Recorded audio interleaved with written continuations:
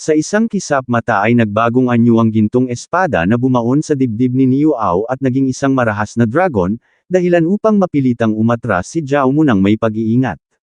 Sa sandaling iyon ay naintindihan niya na ang nasabing kapangyarihan ay ang sword intent na sadyang iniwan ni Long Changxiang.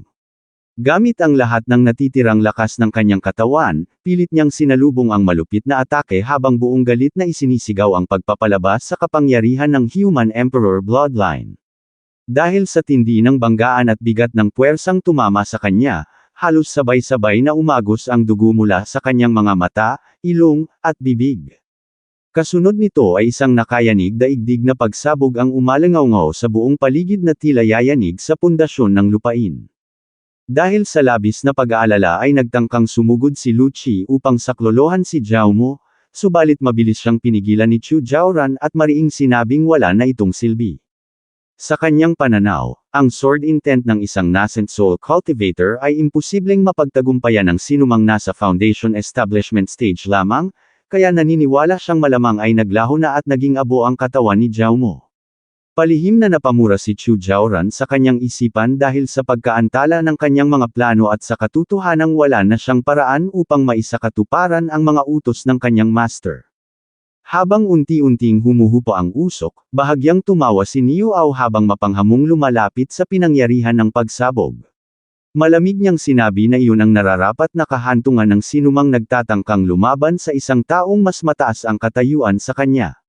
Sa kabilang banda naman ay hindi pa rin may pinta ang mukha ni Lu Qi habang ramdam pa ang panganib at ang matinding pangamba para sa buhay ng kanyang kasama. Ngunit sa gitna ng makapal na alikabok ay bigla silang nakarinig ng isang mahinang pag-ubo na nakakuha sa atensyon ng lahat. Nang tuluyang mapawi ang usok, tumambad sa kanilang harapan si Zhao Mu na kahit duguan at nawala ng isang braso ay nagagawa pa ring magpakita ng isang matapang na ngiti. Sa isang kalmadong tono ay nagawa pa niyang itanong kung iyon na ba ang lahat ng galing ng sword intent ng batang si Long Changxiang, sabay hirit na tila hanggang doon na lamang ang kakayahan ng nasabing atake. Hindi makapaniwala si Niu Ao sa kanyang mga nasaksihan dahil para sa kanya ay isang himala na may nilalang na makakaligtas matapos salubungin ng direkta ang ganoong antas ng kapangyarihan. Agad namang nagmadali si Lu Qi na lumapit sa bida habang bakas sa kanyang mukha ang gulat na may kasamang labis na pagpapasalamat na buhay pa ito. Subalit hindi nagtagal ang katahimikang iyon dahil muling tumalon si Niu Ao upang ituloy ang kanyang pananalakay. Isinigaw niya na tatapusin na niya ang laban na ito sa mismong sandaling iyon. Pilit siyang hinarang ni Lu Qi gamit ang kanyang sariling espada, ngunit walang kahirap-hirap siyang itinulak ni Niu Ao at pinalaya sa kanyang dadaanan. Nagpakawala si Niu Ao ng isang napakalakas na suntok patungo kay Zhao Mu habang sumisigaw na dapat na itong mamatay. Bagamat nakikita ni Zhao Mu ang panganib na dumarating, napagtanto niya na wala na siyang sapat na lakas upang igalaw ang kanyang mga kalamnan kaya napamura na lamang siya sa kanyang isip dahil sa kawalan ng paraan upang umiwas. Ngunit bago pa tumama ang kamao ni Niu Ao, isang biglaang bagzo ng matinding lilang enerhiya ang hamampot sa kanya na nagpabagsak sa kanya sa lupa ng walang kalaban-laban. Sa gitna ng pagkagulat ng lahat, nagngit-ngit sa galit si Niu Ao at sumigaw kung sinong lapastangan ang nang-ahas na hamarang sa kanya. Mula sa itaas ay marahan at malamig na bumaba ang Lady Saintess na si An Zixuan habang direktang inaamin na siya ang may gawa niyon, sabay tanong kay Niu Ao kung mayroon ba itong anumang reklamo. Agad namang napaluhod sa takot si Niu Ao at nagbigay galang habang sinasabing hindi siya kailanman maglalakas loob na sumuwi bilang isang hamak na alagad, bagamat sa loob-loob niya ay punong-puno siya ng katanungan kung bakit naruroon ang Lady Saintess. Nang tuluyang lumapag si Lady Saintess An Zixuan, sabay-sabay na nagbigay ng respeto ang lahat ng mga naruroon. Pagkatapos ay ibinaling niya ang kanyang pansin kay Zhao Mu at inaming talagang napahanga siya sa ipinakita nitong katatagan. Bahagyang tumawa si Zhao Mu habang ang kanyang naputol na braso ay dahan-daang nagbabagong anyo at muling tumutubo sa pamamagitan ng kanyang regeneration. Dito ay formal na ipinahayag ng Lady Saintess na si Zhao Mu na ang opisyal na numero 1 sa Outer Sect Heavenly Pride. Sinabi niya na bagamat tila maliit na titulo lamang ito, ang katotohanang naabot ni Zhao Mu ang ganoong antas sa kanyang kasalukuyang cultivation ay isang bagay na napakahirap paniwalaan. Idinagdag pa niya na sa buong kasaysayan ng Saint Yuan Demon Sect, si Zhao Mo pa lamang ang kaisa-isang nakagawa ng ganitong pambihirang tagumpay. Mahinahong sumagot si Zhao Mo na ang lahat ay bunga lamang ng pagkakataon, subalit laking gulat niya nang bigla siyang alukan ng Lady Saintess na maging disipulo nito. Bago pa man makapagbitiw ng salita si Zhao Mo, tatlong figure ang mabilis na namataan sa kalangitan na patungo sa kanilang kinaroroonan. Isa sa kanila ang sumisigaw na nais niyang makita ang bagong human race Heavenly Pride na lumitaw sa outer sect. Ang tatlong matatanda ay mabilis na lumapag sa kanilang mga mahiwagang sandata. Agad na binigyan ng babala ng isa sa kanila si Zhou Ziliang na huwag susubukang agawin ang alagad na iyon. Ipinagmalaki niya na 800 taon na siyang hindi tumatanggap ng disipulo dahil naghihintay siya ng isang tunay na human race Heavenly Pride. Sumagot naman si Zhou Ziliang na wala siyang pakialam at kailangang sa kanya mapunta ang mahalagang talento na ito, habang si Fang Deng naman ay nanatiling tahimik ngunit tila may sariling plano rin. Sa gitna ng usapan ay may isang alagad ang nagtanong kung sino ang mga matatandang iyon, na agad namang sinita ng kanyang kasama at sinabing dapat siyang mag-ingat sa kanyang pananalita dahil ang mga naruroon ay ang mga kagalang-galang na human race elders ng Saint Yuan Demon Sect. Punong-puno ng puot na nagsalita si Zhou Ziliang at hinarap ang Lady Saintess upang sabihing sumusobra na ang pangingialam nito. Para sa kanya, sa wakas ay sumikat na ang isang walang kapantay na Heavenly Pride sa hanay ng human race, at hinding-hindi niya papayagang basta na lamang itong maaga ng iba. Mariin niyang itinanong kung paano nila hahayaan na ang demon race ang kumubkob sa isang pambihirang talento na katulad nito. Sa gilid ng kaganapan, isang manunood ang bamulong na ang 5th Elder ng Saint Yuan Demon Sect na si Zhou Ziliang ay isang batikang array master na may napakataas na antas ng karunungan sa larangan ng mga array. Samantala, ang 7th Elder na si Fang Deng ay nagpakawala rin ng kanyang matinding enerhiya habang ipinapaalala sa Lady Saintess na mayroon na itong munting halimaw na si Muyulang, kaya mas mabuting ibigay na lamang sa kanya ang bagong human race Heavenly Pride na ito.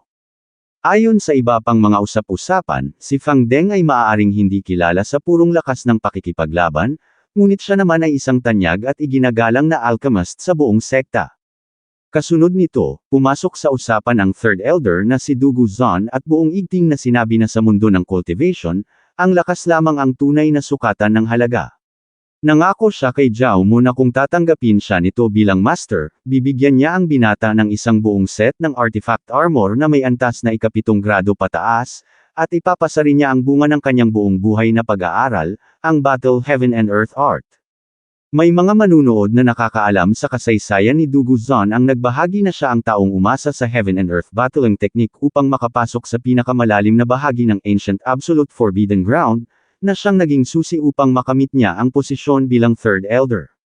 Napagtanto ng lahat na sa 4 na human race elder ng Saint Yuan Demon Sect, 3 ang agad na dumating para lamang sa isang alagad. Dahil dito, lalo silang namangha sa kalupitan ng talento ni Zhao Mo, dahil ang maging personal na disipulo ng ganitong kalalakas na elder ay isang pagkakataong habang buhay na titingalain ng sinuman. Diretsyong inalok ni Fang Deng si Zhao Mo na kung siya ang pipiliin, ibibigay niya rito ang kanyang pinakamahalagang alchemy furnace bilang tanda ng kanilang ugnayan. Sa kabilang banda, tila hinahamon naman siya ni Zhou Ziliang kung sino sa kanila ang nais niyang samahan, habang ipinaalala muli ni Dugu Zon na kailangan niyang mag-isip ng mabuti dahil ang kapangyarihan ang tanging sandigan sa mundong kanilang ginagalawan. Subalit hindi nag-atubili si Zhao Mo at agad na nagbitiw ng isang mapangahas na sagot, paano kung piliin niya silang 3 ng sabay-sabay. Sa narinig na iyon ay tila napako ang 3 elder at pansamantalang natigilan sa pag-iisip, habang ang Lady Saintess Anzesyo naman ay mabilis na sumagot na wala siyang pagtutol at ipinapaubaya na ang pinal na desisyon sa 3 nakatatanda. Bakas ang bahagyang pagkadesmaya sa mukha ng mga elder dahil sa hirap ng hinihiling ni Zhao Mo. Ipinaliwanag ni Zhou Ziliang na ang kanilang sining ng array ay nangangailangan ng napakaraming oras upang maunawaan ang malalalim na hiwaga nito. Sinundan ito ni Dugu Zon na nagsabing ang pagpapanday ng kakayahang panlaban ay humihingi ng walang patid at matinding pagsasanay sa aktwal na labanan. Dagdag pa ni Fang Deng, ang landas ng isang mahusay na alchemist ay nangangailangan ng buong dedikasyon na hindi maaaring gambolain ng ibang gawain. Ngunit buong kumpiyansa silang hinarap ni Zhao Mo at sinabing dahil napakataas ng tiwala nila sa kanya, hinding-hindi niya sila bibiguin. Pinangako niya na kung matututunan niya ang lahat ng kanilang ituturo sa pinakamaikling panahon, mapapatunayan niyang kaya niyang pagsabayin ang tatlong magkakaibang landas nang walang naiiwan. Muling naputol ang hininga ng tatlong elder sa katapangan ng binata. Bahagyang tumawa ang Lady Saintess Anzishuan at idineklara na kung iyon ang nais ni Zhao Mo, iyon na ang kanilang magiging kasunduan. Pagkatapos nito ay nagpaalam na siya at sinabing isasama na niya si Niuao upang managot at magpaliwanag sa mga naganap. Habang bitbit ang bihag, agad na lumipad paitaas ang Lady Saintess dahilan upang magpaabot ng pasasalamat si Zhao Mo. Nakangiti niyang pinagmasdan ang papalayong anyo nito at naisip na mukhang may itinatago rin palang kabaitan ang Lady Saintess sa likod ng kanyang malamig na panlabas. Bago pa man tuluyang makalayo si Anzishuan, sumigaw si Zhao Mo at sinabing kung sakaling mangailangan ito ng tulong sa sarili nitong cultivation, bilang kanyang alagad ay agad siyang tutulong ng walang pag-aalinlangan. Saglit na napatigil ang Lady Saintess sa ere at bahagyang namula ang kanyang mga pisngi bago sumagot na pag-uusapan na lamang nila iyon sa susunod nilang pagkikita. Ngunit hindi na siya pinatapos pa ni Josie Liang dahil agad na siyang hinayla nito habang sinasabing itigil na ang walang kabuluhang pakikipag-usap at simulan na ang pag-aaral ng mga array. Binalot sila ng isang purong lilang enerhiya at mabilis na lumipad palayo sa lugar na iyon.